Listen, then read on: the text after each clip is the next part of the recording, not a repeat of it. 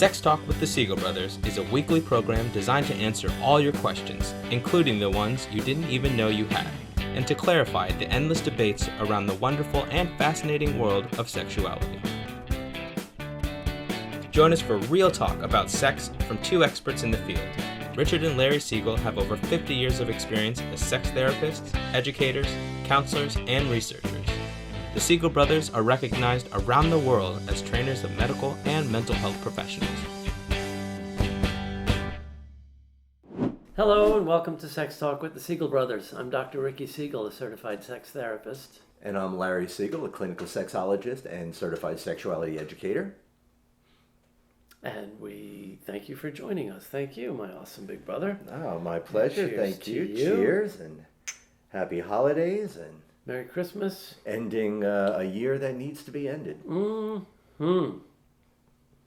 Double toast to that. Indeed. And, not to kind of bring it down a little bit, but I want to just point out, to say, well, I'm particularly glad to be here with you tonight. This is, in my 60 years, this is the first holiday that we are spending without either of our parents. Oh, that's a bummer. Yeah. So, again, to Mom and Dad. Mom and Dad. There they are. And My yes, baby. indeed. And everybody who was able to spend this time with their family. So here we are. So, yes. This is our weekly forum to talk about all things sexuality. That's right. And this particular week we get to do it with our Yule logs out. Ha ha ha ha. I've been waiting all year to say that. Right? Christmas with Jeffrey Toobin. Yes. So again, another week. Again, we shouldn't need any special occasions to talk about sex. Right. We should be doing this all the time, and we appreciate you spending your time with us as we talk about it. Anything going on with you this particular week that you would like to share?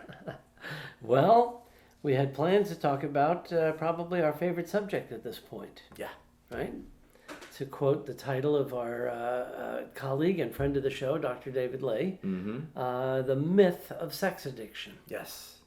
In a nutshell. In a nutshell. Yes. There's really, I know it's a controversy that shouldn't be a controversy in the field, right? It's people who are quick to argue need to remember that, for starters, before we even get into any of the reasons why it's a harmful and clinically unhelpful diagnosis, none such exists. Right. There is no diagnosis, and it's gone on 30 years now that sex addiction folks have been trying to get some kind of hypersexuality or compulsive sexual behavior into the diagnostic manuals. Right. And even while some of that has been, they're all trying to just bring that right around. They're obsessed with this concept of addiction.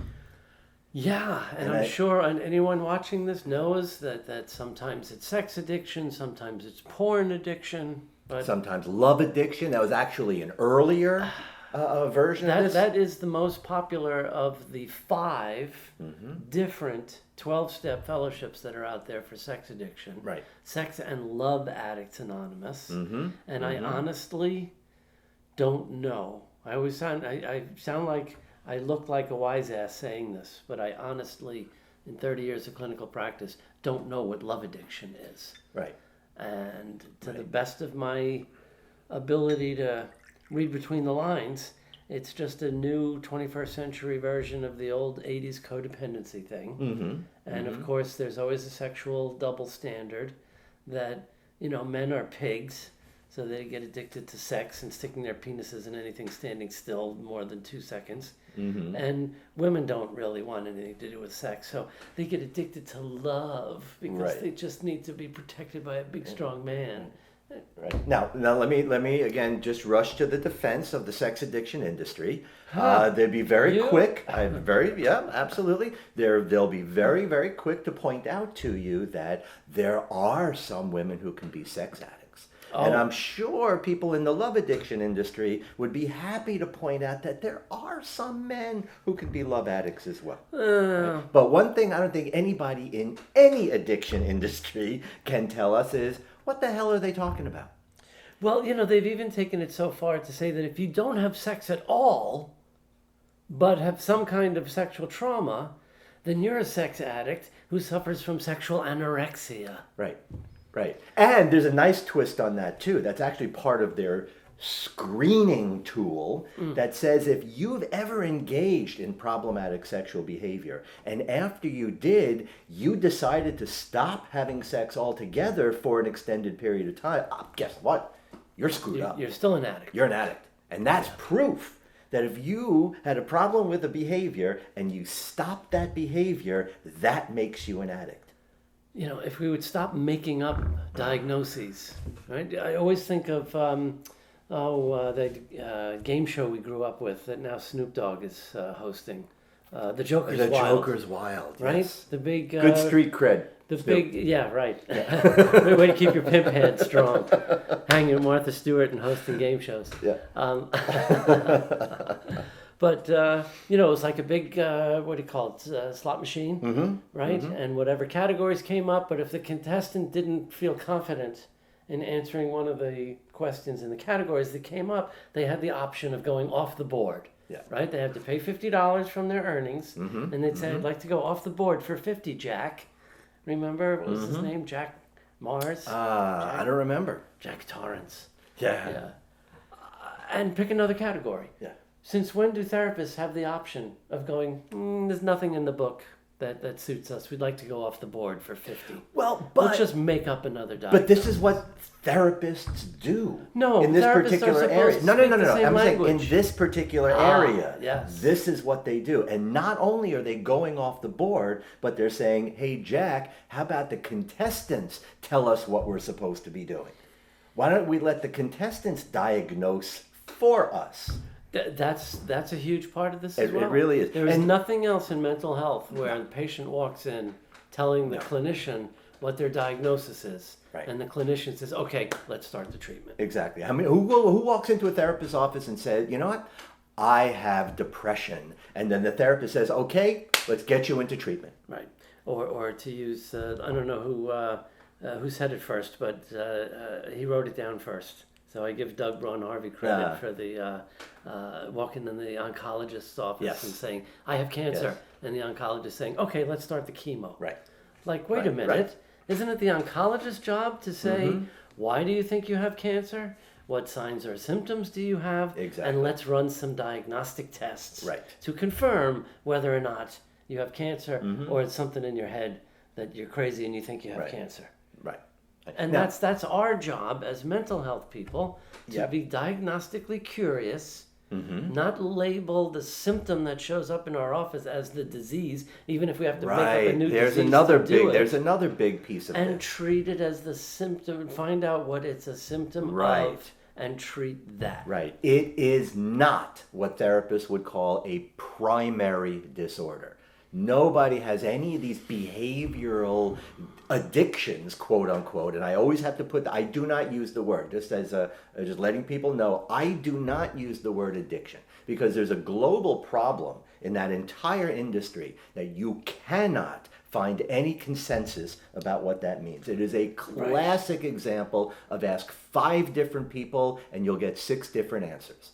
It suits people to define it as they wish. So it's not a clinical term. No, even though there is this addiction medical, this American Society of Addiction Medicine, who basically, I think most of them are quacks. And that's another thing. In our primary field of sexology, anybody who teaches, counsels, researches, anybody can warrant that title sexologist. Right. But in what's become a strictly medical specialty, addictionology is only the MD, usually the medical director at the treatment center. Yeah. Nobody else working in treatment can call themselves addictionologists. Only that's a medical specialty. That's right. And that's right. Dr. Drew managed to specialize in celebrity addiction medicine. Yeah, and I'm sorry, I think it's right up there with anti-aging medicine, which is fraud. Mm-hmm. It really is. It's fraud. I always get such a clenched sphincter. Let me just throw why do we have the problem that we have? So let me just give you, and this is actually from the Sex Addiction Anonymous website. And this is a synopsis, but what I took here from this top part here is from Healthline. But this is basically, a person may have a sex addiction if they show some or all of the following signs. Have you ever lied to cover your behavior? Is there a preoccupation with having sex, even when it interferes with daily life, productivity, work performance, and so on? Do you have an inability to stop or control your behavior? Do you ever put yourself or anyone else in danger due to sexual behavior? Do you feel guilty or remorse after you've had sex? There's most women. Right? And do you experience other negative personal or professional consequences? Okay. Now, I think it's also important because you also sort of threw in earlier that common conflation, sex addiction and porn addiction. And the way they make these things sound like is like all they're doing is having sex. Yet when we look at how much time people really spend in these sexual activities, watching porn, it is almost nothing. And this is kind of flimsy criteria. Yes. Because if someone's looking at porn and their partner finds out and has this values, both hands on the keyboard, and their partner busts them because they have a different value around this. Right. There's the key. Right. Then there's this complaint, so the partner disapproves.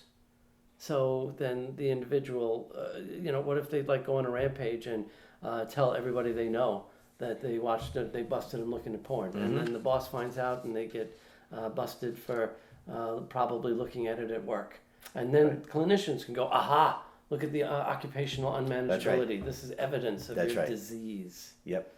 Right. So, we've got more. Yeah. We'll take a little break and continue on.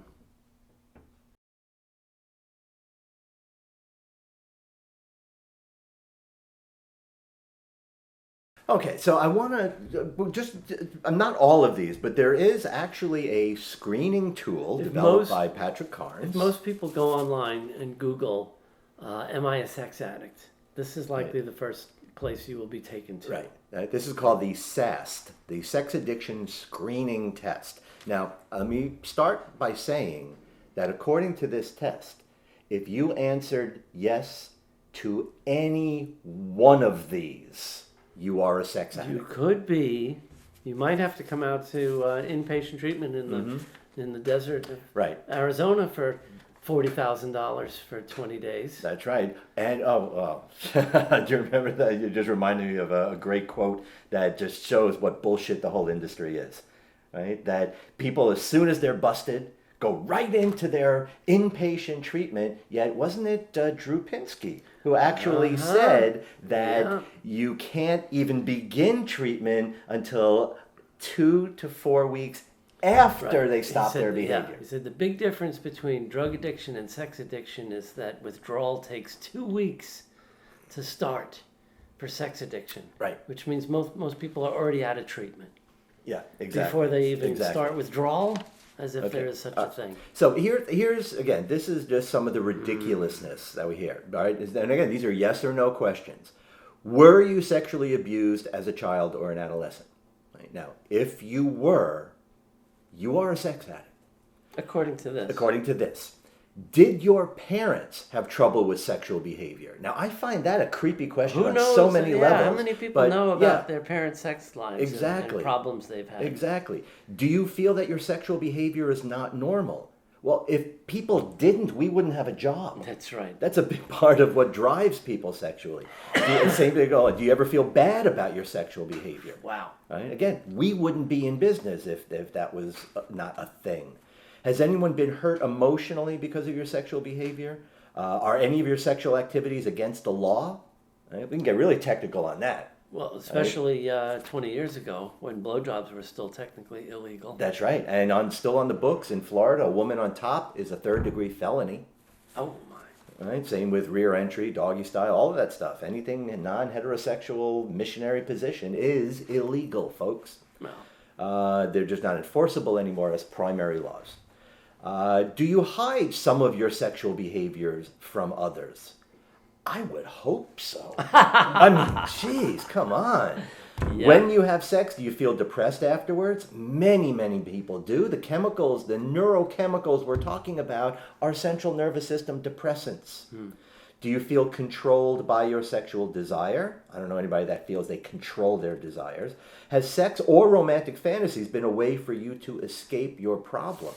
You know, it's the same bias against drugs and alcohol. If you're using something or doing something because you want to change the way you feel, ooh, that's bad. Yeah, that's defined as a pathology and not the way it's supposed to work. But if you zone out in front of the TV for 5 hours a night, like most Americans do, or spend 10 hours a day on Facebook, that's somehow, nobody's running That's the thing. Nobody's running to Facebook anonymous That's meetings. the thing, exactly. And now again, here's, related to that, these questions, I spend too much time online for sexual purposes. Well, for some people, 5 minutes is too much time. Well, the average is less than 10. That's right. And again, That's right. the average for TV is about 5 hours a night. Okay. I'm sorry, could you repeat that, please? The average amount of time American people spend watching porn is 10 minutes or less. Right, 10 And minutes the or average less. American spends 5 hours a night in front of the television. Every one of you watching right now spends more than that just going through junk emails or clickbait, when you're online. We might be clickbait right now. Absolutely. That's right. So for those of you who are baiting, welcome. I have purchased services online for erotic purposes, meaning primarily Sex sites toys. for dating. So if you're on eHarmony or Match.com, Or how about buying a little toy on Amazon? well, that's a different one, right? That's a whole separate criterion. I have used the internet to make romantic or erotic connections with people online. So there's 20 billion people that are now diagnosed. I have subscribed to or regularly purchased or rented sexually explicit materials, magazines, videos, books, or online porn. Magazines. What Right? are those? So there's another 80 billion people. I have spent considerable time and money on strip clubs, adult bookstores, and movie houses. If you've ever been in, I've engaged prostitutes and escorts to satisfy my sexual needs, as opposed to housekeeping needs. I have regularly purchased romance novels or sexually explicit magazines. So, hey, all you Playboy aficionados out there, you think that you are different? Sorry. I have stayed in romantic relationships after they became emotionally abusive. That makes you a sex addict. Do you know, I came across this when I was doing my dissertation research. I can't even wrap my head around this. There is a 12-step fellowship called Relationships Anonymous, where in step 1, people say we admitted we were powerless over this relationship, and as a result, our lives became unmanageable. How about friggin' divorce?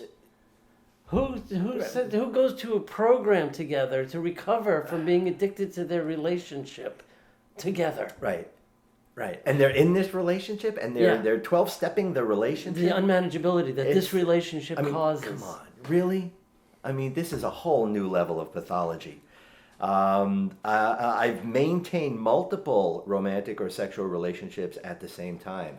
You millennials, especially. You polys. You polys.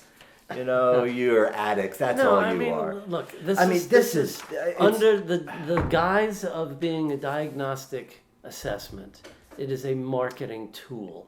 It is a marketing tool, and it's a moralistic the vast majority of list. people will say yes to some of these questions and go, ooh, I wonder if I'm a sex addict. I must need to call this toll-free number. And that's exactly. And get assessed for treatment. Exactly. And, anybody who's ever been around 12-step recovery, 12-step culture, drug and alcohol treatment, knows why there's a benefit to identifying as a lifelong disease, right? An alcoholic or a coke addict, nobody wants to imagine that they can get cocky and go, oh, I haven't had a drink or a line of blow in a year or 2 years or 5 years. I can handle it now. So people need to tell themselves that wherever they stopped is just a pause. And if they start again, they're not going back to the beginning. They're going to pick up where they left off, right?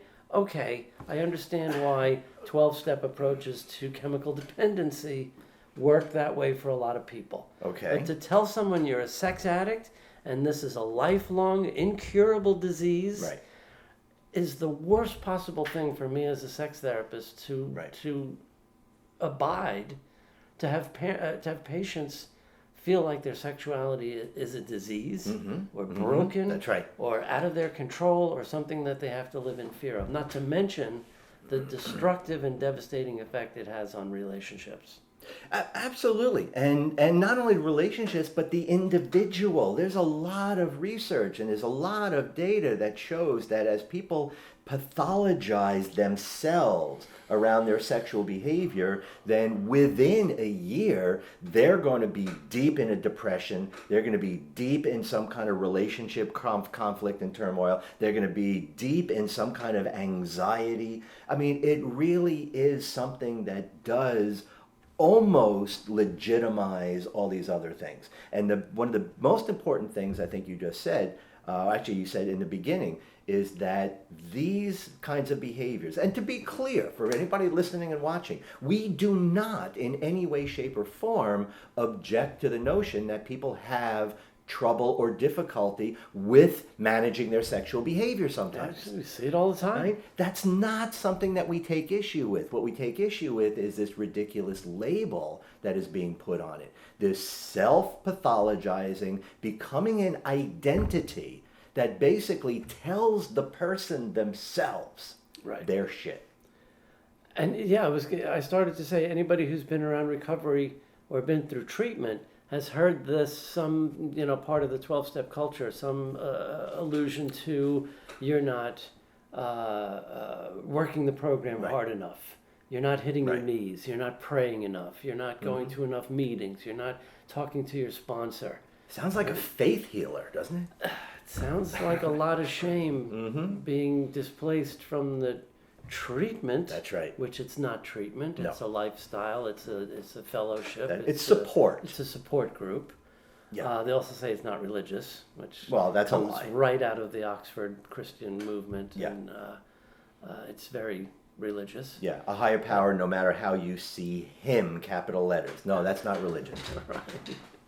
But it's just, for a couples therapist, the similar problem I see in the vast majority of therapists who fail right in the first session when a couple comes in after an affair. As soon as a couple gets labeled cheater and cheated on, or addict and partner of addict, those become the new permanent identities. That's right. And that couple will never be lovers again without some intervention. Right. And without buying into that, this is our new permanent. Absolutely. Absolutely. And I want to also take some issue with the break. Just real quick, because this is always this analogy, this is always compared to opiates and drug addiction. Even in that area, the term addiction is not used well or correctly. Abuse, dependency, these are legitimate terms. These are clinical terms. Right. Addiction, even when it comes to substances, is not a clinically legitimate term.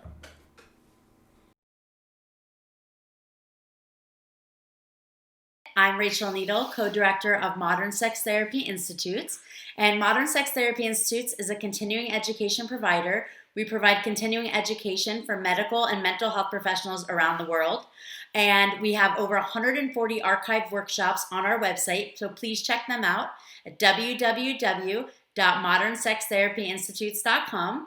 Also, we have a number of certification programs, including sex therapy, couples and sex therapy, LGBTQIA affirmative therapy, alternative relationships, transgender mental health care, medical sexology, sex education, and sex counselor certifications. In addition, we offer a PhD in clinical sexology. So please, again, go to our website, check out everything that we have to offer. A lot of our stuff is available solely online from the convenience of your own home or office. We do things live in 8 states and live via webinar as well. We can go on for days. We've been doing this for years. How many book chapters have we written? How many articles have we written? How many position statements have we been a part of for all of this stuff? But I think we do want to put something out there. At least I want to make sure that we say that we don't want to get caught up in simply a semantic battle. We don't want to get caught up in, you say addiction, I say hypersexual or compulsive or whatever. It's not a matter of words. Right. It's not a matter of terms. It really is a qualitative, I would even say characterological point that if people are going to find a good place for themselves to be, if there really is going to be healing, and I don't like that term recovery, if there is going to be a way for individuals and couples to move through these issues. That's it. Put whatever crisis brought them into treatment in the rearview mirror and reset their relationship as lovers, not with these new roles. Because addict and partner of addicts very, very quickly becomes probation officer and parolee, Right. or warden and convict. Right. And remember this one graphic example. This image is just seared into my brain of a supervisee I was working with, who had a couple where the wife would wait every day for the husband to come home from work and stand inside the door, and as soon as he walked in would ask him, "Did you masturbate at work today? Let me see your phone." Right? Like you picture the apron and the rolling pin, like this angry who farted face. It's a real 1950s doghouse phenomenon. Mother, like you disgusting little pervert. How is it possible for a couple like that to ever be intimate and in a lover's dynamic when They that's really how can't. they're living? They really can, because that's gotta, it's gotta, we talked about this even with Peter Canaris several weeks ago. And that's right there, the built-in failure of that entire perspective, that entire approach. Because when you have mommy standing over you like that, how can you be erotically attracted to mommy? Ever. Unless you got some good kinks going on. Right. And Okay. you're looking at MILF porn. Okay, but see, now we got some clinical work that we can see. It's not your mommy. That's right. Right. That's right. So, one of the things I think that's so important, and you do such a good job in setting this up with couples, but to get out of that dynamic, to stop this story, to stop this way of looking at the relationship and go back to being people, go back to being a space where there is a possibility of being lovers again. Yeah. Because that doghouse situation is never, ever going to produce eroticism. They're never going to be lovers again. Pat Carnes, the guy who wrote the book on introducing sex addiction in the 80s, is probably not coincidentally right on the heels of HIV and AIDS capturing our attention. Yeah. Because, of course, in those days also, if you were gay or kinky, you were a definitely sex addict. an addict. Yes. So forget about working a 12-step program. Carnes, who is not a sexologist, but came from the criminal justice background, he was a prison and psychologist. addictions, has a 30-step recovery program that is said to take 5 years. Now picture someone who's married and gets busted in some uncompromising thing where they're quick to go, ooh, I'm not a cad, I have a disease, you can't be mad at me, I need your sympathy, and whisked off to treatment. Right.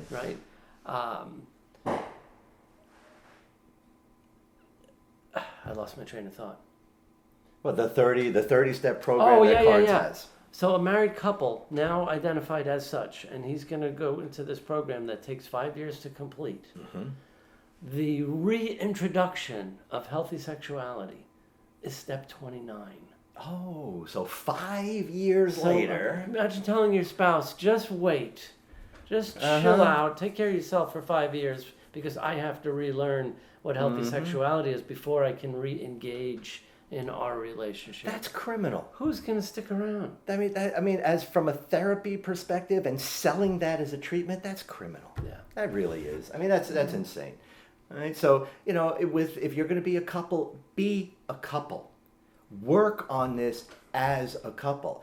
And I think it's really, really important that people get past the sexual act that they're focusing on, right? If your partner is spending more time with you, with online porn or sexual material, or going out to strip clubs rather than spend time with you, maybe a little bit of soul searching about what's happening in this relationship could be very, very helpful. Am I blaming the partner? No, I am not. But we cannot deny that a reality that all partners somehow contribute to both the dynamic that is problematic and the moving through the healing that has to be done. Yeah. Both partners are involved. Nobody's in a relationship in a vacuum.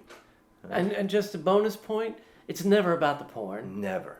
Porn has become the most convenient way for us to not have to talk about masturbation. Right. Which is really the issue. Right. Like I said before, looking at porn. Yeah, Yes, exactly. I knew one kid. One patient I saw a few years ago told me that he started looking at online porn at 15 and did not masturbate to orgasm until 21. I said, "Where's the wheelbarrow you came in with your balls in? How is it? It's like going to a buffet hungry every day, running around looking at the food and leaving without eating." Right, but 3 weeks later or 3 years later, eat. Who tortures themselves? Again, there's some issues in there as well. Yeah. Now, related to some of this kind of stuff too, for all of you guys and all of you people that want to buy into the nonsense that porn does create erectile dysfunction, no, it doesn't. Not. Okay? It's a very simple fix, guys. There's no mouth or vagina or anus on God's green earth that's going to duplicate that death grip you have on yourself. That's right. When you're by yourself, locked away with unlimited arousal and zero pressure. That's zero pressure, so that now when you're alone and all of your intimacy is with yourself, by yourself, then you probably need to learn a little bit more than the average person how to be with another human being. Yeah. It's an intimacy issue. It's an anxiety issue. It's a lack of experience kind of issue. And it's not about porn. I'd throw laziness in there too. There you go. Absolutely. Right? Absolutely. And guys say, I can't even get erect anymore without the porn. So now it's become a disease, another disease that doesn't exist in any book. It's not. You have to learn. PIED. Oh, it has an acronym. It must be. Oh, it must be true then. Porn-induced erectile dysfunction. No, No. it's not. So you know what? Let's finish this off for tonight. We will be talking more about this throughout the coming year. We can't help it. Yes. Please feel free to send us some questions either on the YouTube channel or our Facebook page. Mm-hmm. We'd love to get into some discussion, maybe even debate. We'd love to Absolutely. hear It doesn't have to be a question. It could be a perspective. We just want you to know if anybody is struggling with anything that feels out of their control or compulsive. Seek out a certified sex therapist and discuss it. Yes. Right? Yes. Absolutely. And there's one right here. So, and again, if you can't find one in your area, we would be happy to help you find somebody that can work with you. And it's important, I think, to have somebody who is really sort of focused and knowledgeable about sex, not the, quote, addiction part. Right? Because I can just hear there's no such thing as somebody who is an expert on addictions. Because there really is no just one, I mean, it's all one size fits all, yet it actually is so unique to every individual. Right. Right? And that sense of being out of control versus feeling like you might be out of control, right? There's a world of difference in those things. All right? But if you're having any struggle, please call a sexual health professional, a sex therapist, a sexuality counselor who is knowledgeable about these kinds of things. You're not going to really find the same quality in an addiction specialist who claims to know about sex. All right. So that's going to do it for us for this week for Sex Talk with the Siegel Brothers. We thank you for joining us and encourage you to join us next Friday and every Friday at 7 p.m. on the East Coast of the United States. And Thanks for joining us. Indeed, and hope there are great holidays for you, and looking forward to some good things in the new year. Stay well. Thanks for watching Sex Talk with the Siegel Brothers. Join us each week on Friday at 7 p.m. Eastern. You can also follow us on Facebook and subscribe to our YouTube channel to stay on top of the latest developments in the ever-changing world of sex and sexuality.